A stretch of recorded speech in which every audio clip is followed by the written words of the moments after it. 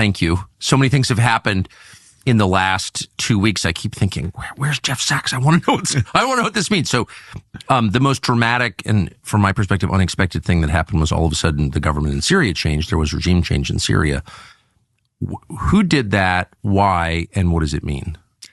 Well, it's part of a 30-year effort. This is Netanyahu's war to remake the Middle East.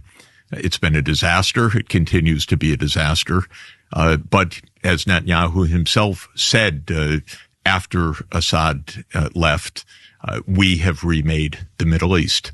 And so it has to be understood as something that didn't just happen in a week, but has been an ongoing war throughout the Middle East. And maybe the right way to understand what's happened with Syria is to think back to a really remarkable occasion when Wesley Clark, the general who headed NATO, yes, went to the Pentagon just after 9/11, and famously he was showed a piece of paper that said we're going to have 7 wars in 5 years, and he was completely dumbfounded. He said, "What does this have to do with anything?" And he was told that the neocons and the Israelis are going to remake the Middle East, and the 7 countries on the list are very telling.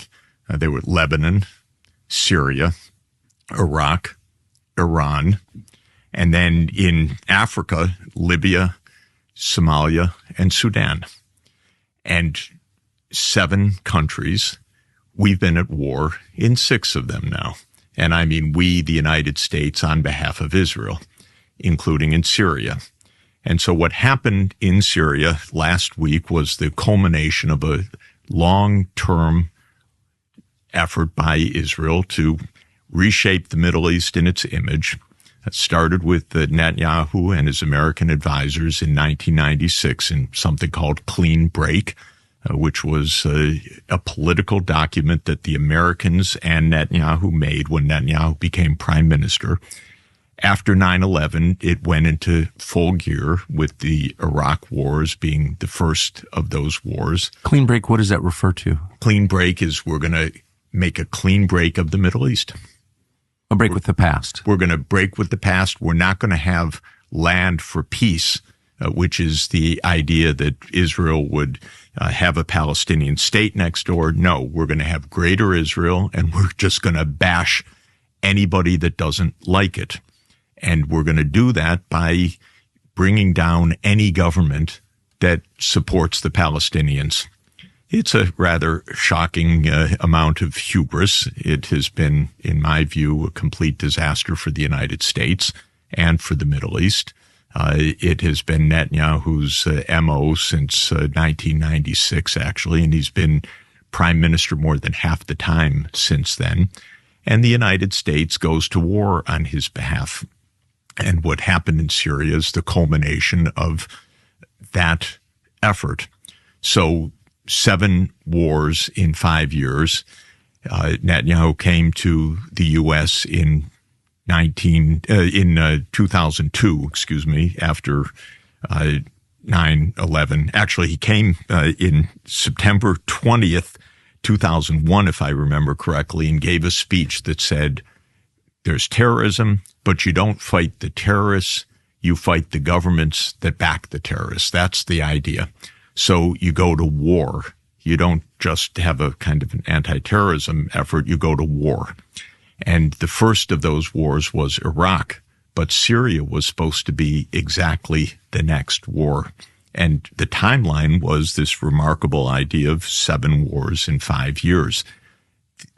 According to all of the understanding that we now have from lots of insiders, from documents from the archives, what happened was the U.S. got bogged down in Iraq. There was the insurgency. We didn't move onward to the next war, which was to be Syria, which was to happen already 20 years ago. But in 2011, what really brought Assad down last week started under Obama. And this is also interesting. It doesn't really matter who's president. This is long-term deep state policy. Obama ordered the CIA to overthrow Assad. So that started in 2011. But why would Obama want to overthrow Assad? Because Israel has run American foreign policy in the Middle East for 30 years. That's how it works. We have an Israel lobby. We have this clean break strategy. We have a plan for 7 wars in 5 years. And what's interesting is they actually kind of carry out this madness. They don't explain any of it to the American people. They don't tell anybody, but you can watch step by step.